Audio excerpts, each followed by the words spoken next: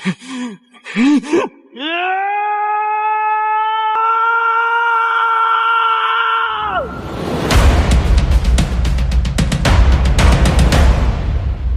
di alur cerita Renegade Immortal.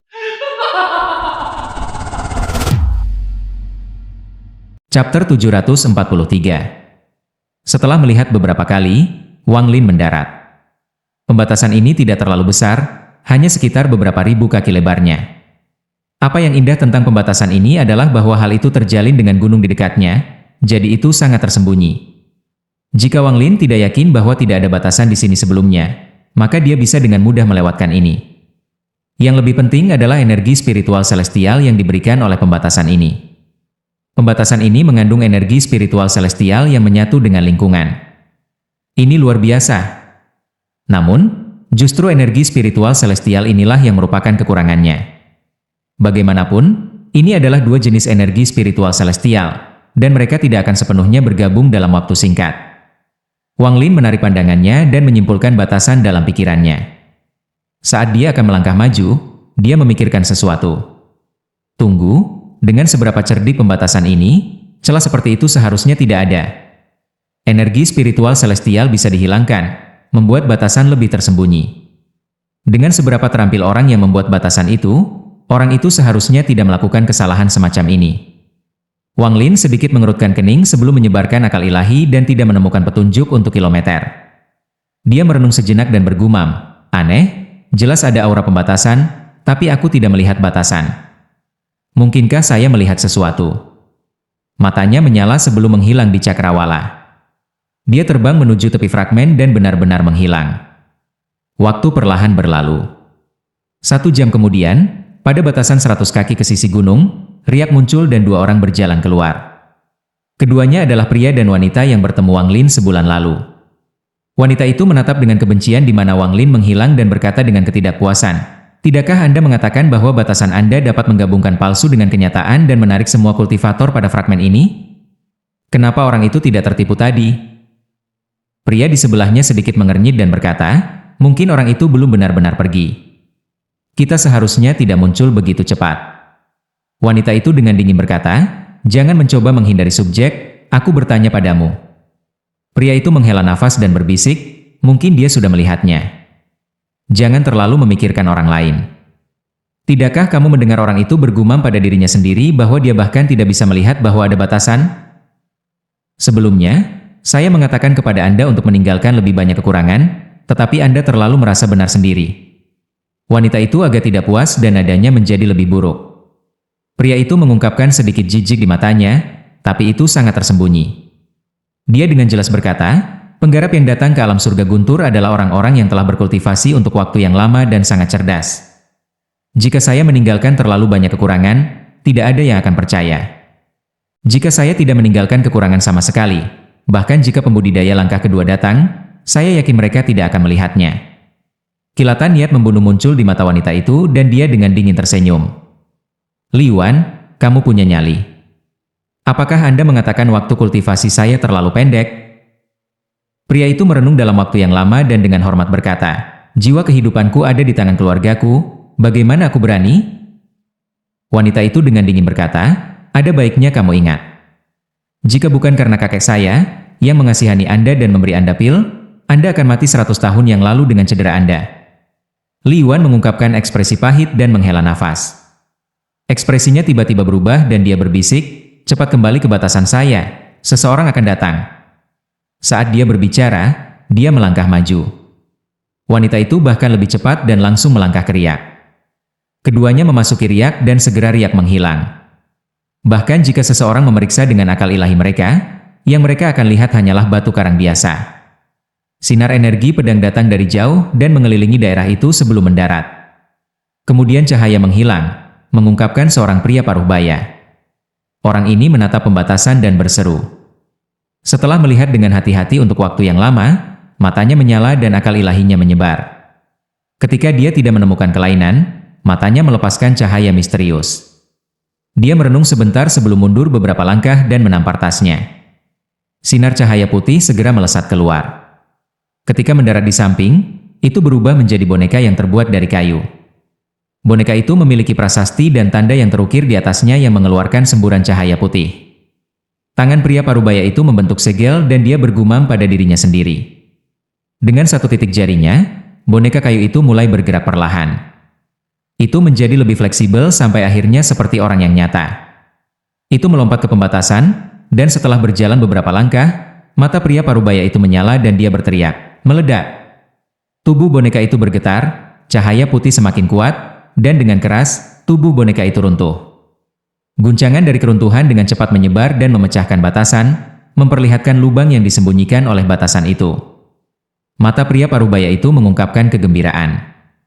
Dia menampar tasnya memegang dan mengeluarkan boneka lain. Boneka ini langsung melompat ke dalam lubang di bawah kendali pria parubaya itu. Tak lama kemudian, mata pria itu mengungkapkan ekstasi dan dia masuk ke lubang yang dalam tanpa ragu-ragu. Tepat setelah dia masuk, dia segera menjerit dan jiwa asalnya keluar dari lubang yang dipenuhi rasa takut. Namun, tepat ketika dia pergi, bayangan hijau keluar dan menariknya kembali. Riak muncul sekali lagi dari batu 100 kaki jauhnya dan Li Yuan dan wanita itu berjalan keluar. Melihat lubang itu, Li Yuan menghela nafas dan menoleh. Adapun wanita di sampingnya, dia mengungkapkan ekspresi kegembiraan. Dia berjalan ke lubang dan kemudian meraih dengan tangannya seolah-olah dia sedang membelai sesuatu.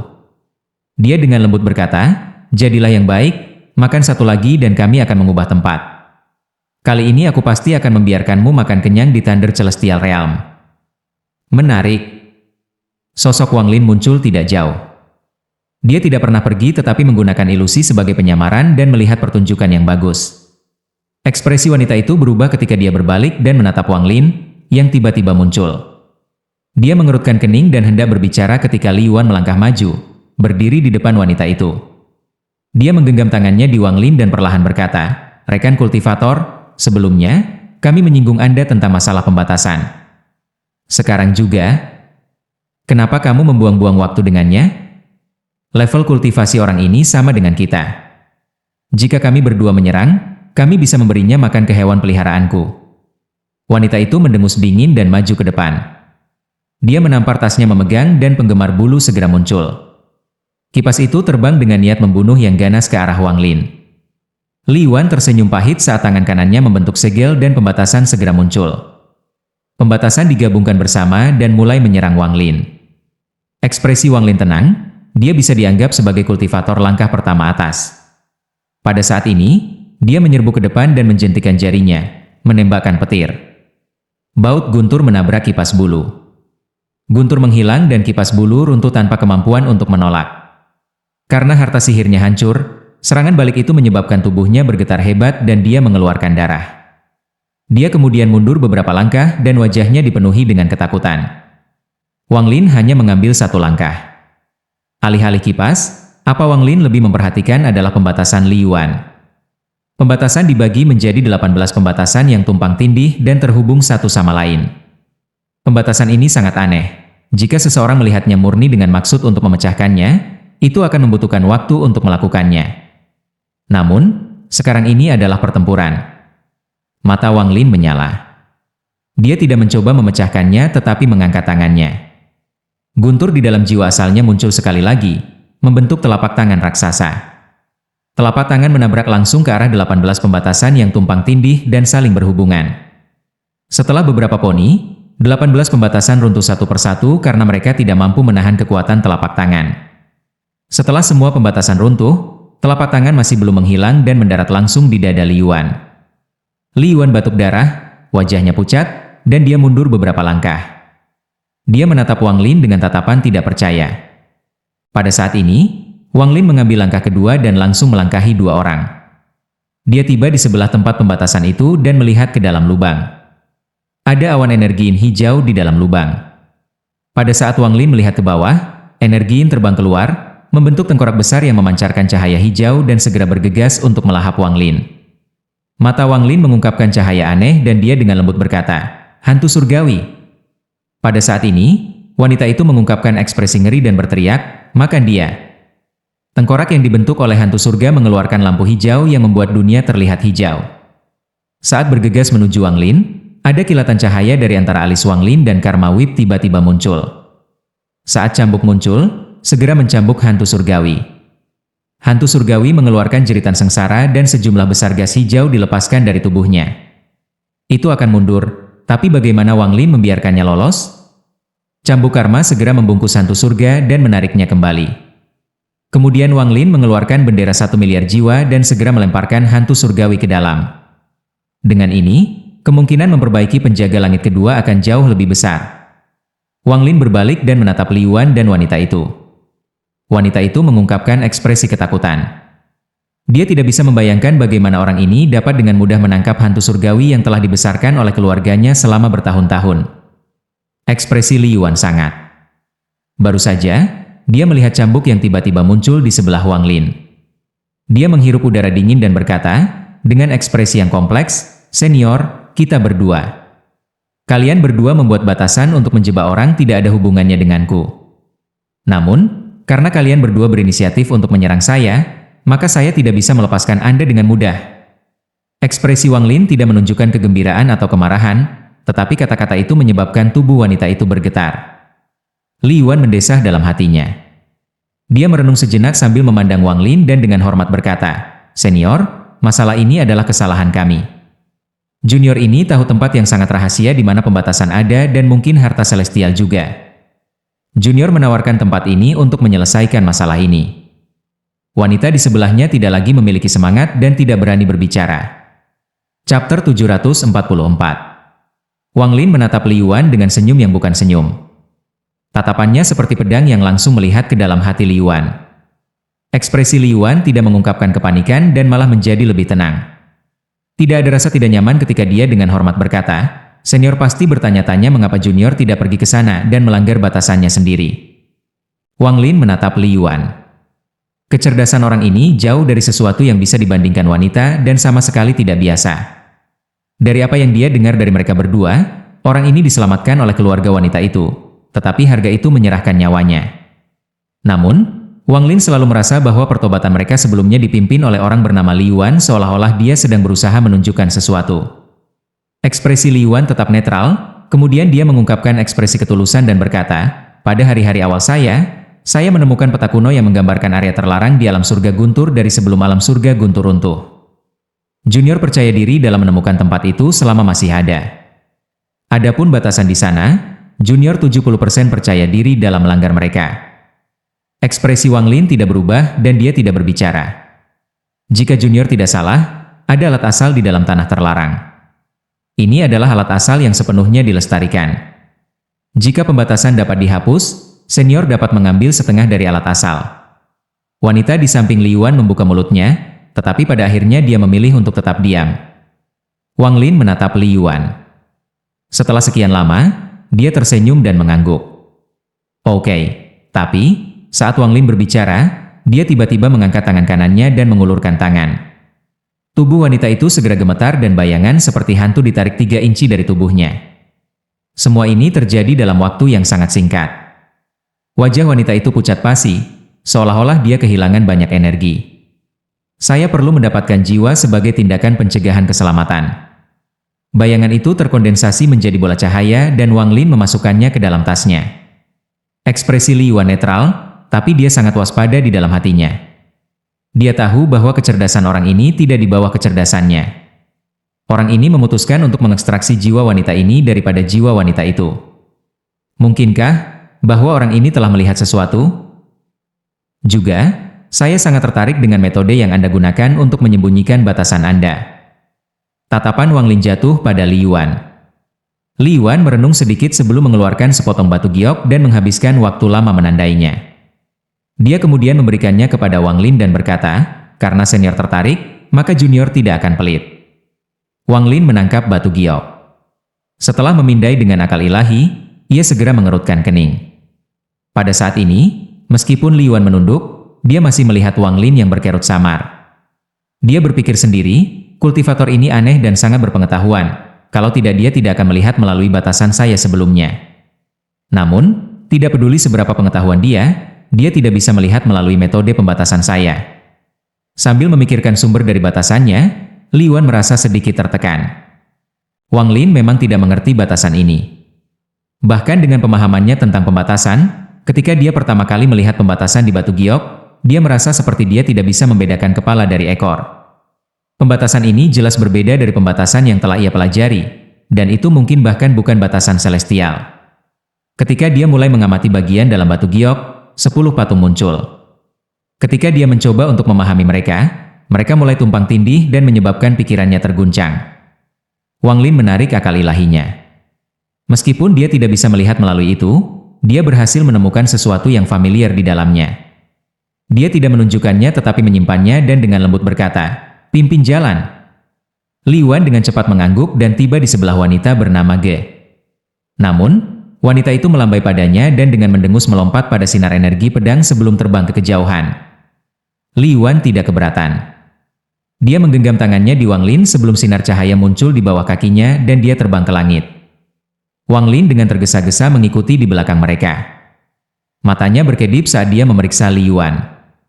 Mungkin ada informasi benar dan salah dalam pidatonya.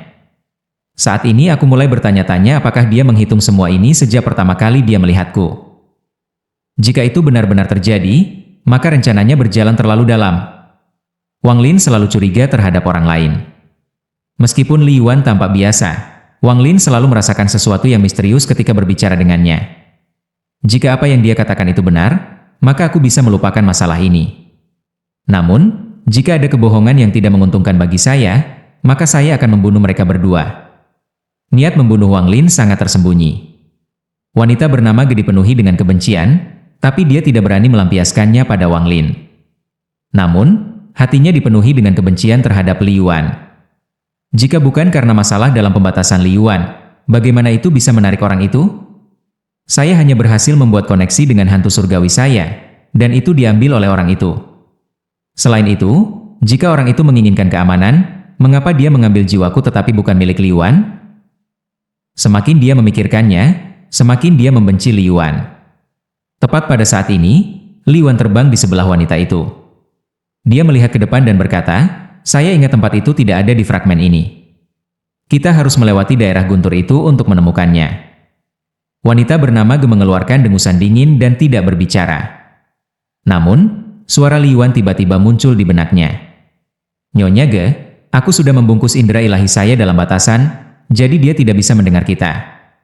Orang ini mendengar pembicaraan kami sebelumnya, jadi dia tahu bahwa jiwa hidupku ada di tangan keluargamu. Selama dia mengendalikanmu, dia mengendalikan kita berdua. Namun, Lady dapat yakin, saya pasti akan menemukan cara untuk mengambil jiwa hidup Anda." Suara Li Yuan sangat berhati-hati, tetapi mengungkapkan ketulusan dan tekad. Meskipun wanita bernama Ge mendengus dingin, hatinya menjadi jauh lebih tenang. Sepertinya dia setidaknya agak mempercayai penjelasan Li Yuan. Beberapa hari kemudian ketika ketiganya terbang, ujung fragmen itu muncul. Helai guntur meluas ke dalam kegelapan seperti rantai. Begitu mereka berada di tepi fragmen, Li Yuan berbalik dan dengan hormat berkata, "Senior, rantai petir ini mengandung banyak kekuatan. Bahkan pembudidaya yang kuat harus sangat berhati-hati terhadap mereka. Senior, harap berhati-hati. Ketika berdiri di sini, orang bisa mengalami keagungan dan kekuatan alam surgawi guntur. Di sini juga di mana orang bisa merasakan betapa rusaknya alam surga guntur.